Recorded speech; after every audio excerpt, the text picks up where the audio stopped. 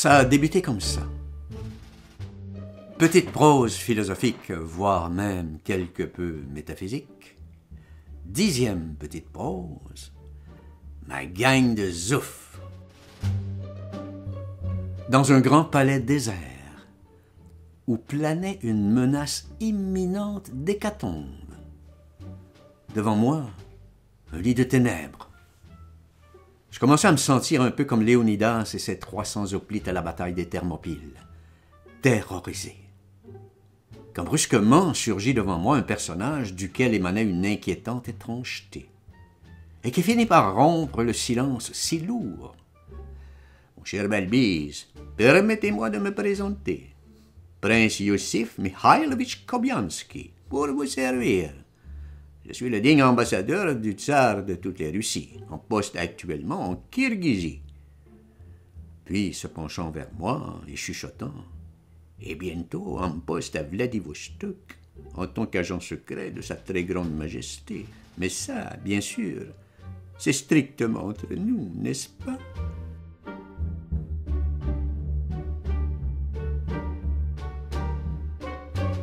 Quelque peu estomaqué par cette apparition si soudaine, je n'en demeurais pas moins persuadé que je le connaissais. « Ne nous sommes-nous pas déjà rencontrés quelque part, lui dis-je. « Oh, ça m'étonnerait beaucoup, car cela fera bientôt 10 ans que je suis en poste à Bishkek. » Puis le temps passa. J'ai longtemps pensé qu'il s'agissait de l'apothicaire fou qui me jouait un sale tour. J'ai su bien plus tard qu'il s'agissait de mon vieux copain Pablum, qui m'avait joué là toute une comédie.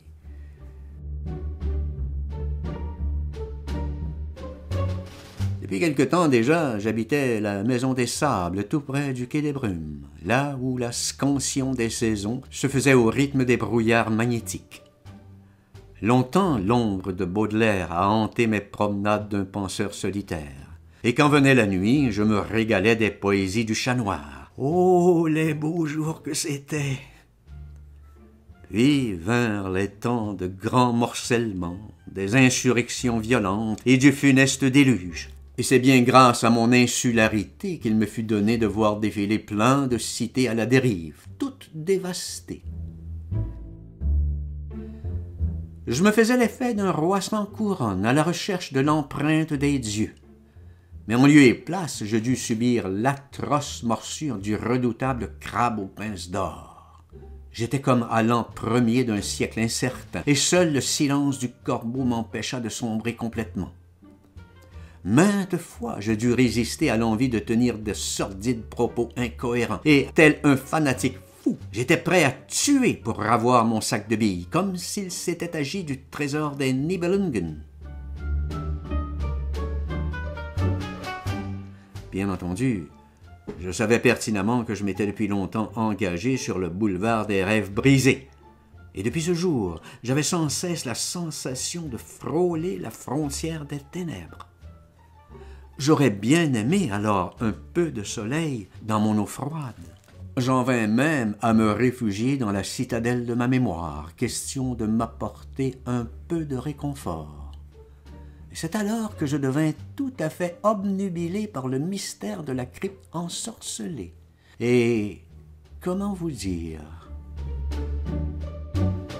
Dans ce subtil jeu des ombres, tous les axiomes de la vérité s'avèrent vains.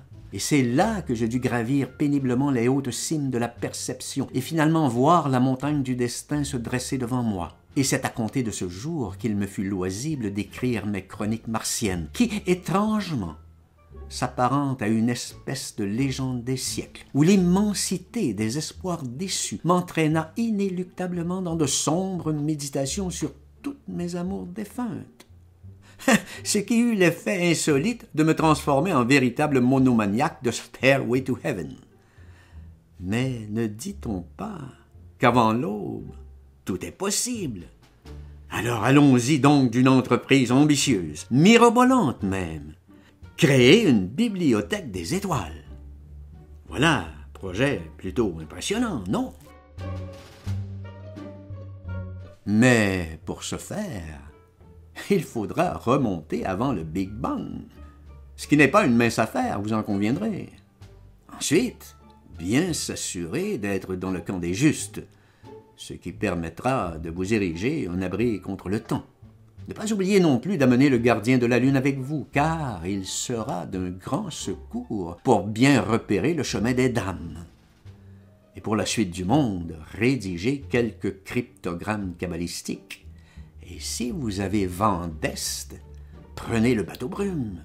Il vous mènera sur une mer lisse et luisante, droit aux îles Marquises, où vous seront servis quelques concoctions bizarroïdes qui vous soulageront de vos noires mélancolies du Nord.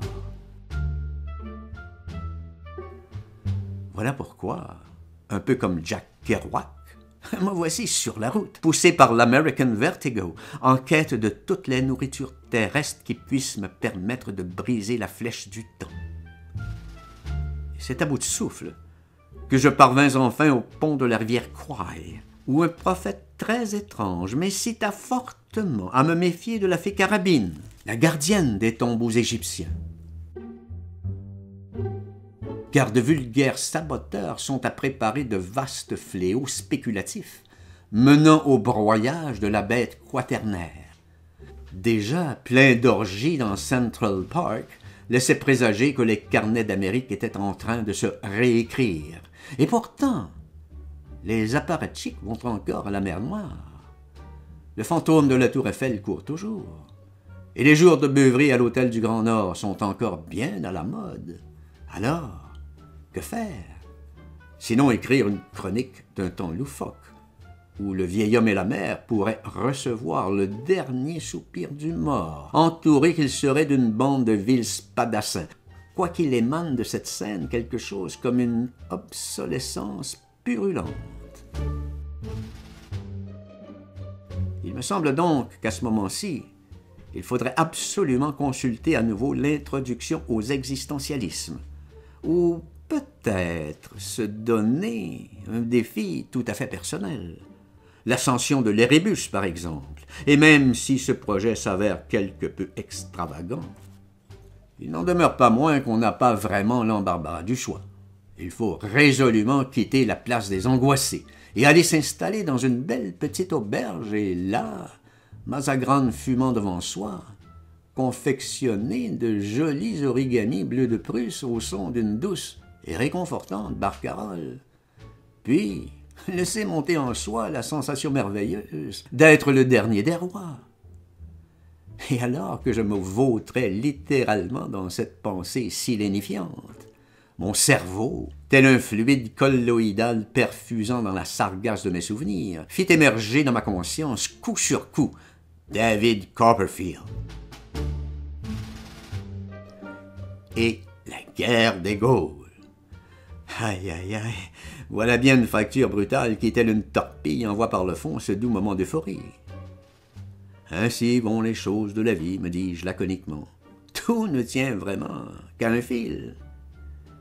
Et comme nous sommes définitivement entrés de plein pied dans l'époque du grand bruit, je sentis l'urgence de revoir mes poèmes de guerre, et c'est ainsi que je me résolus d'aller l'an prochain à Marienbad, question d'y confirmer quelques-unes de mes accointances.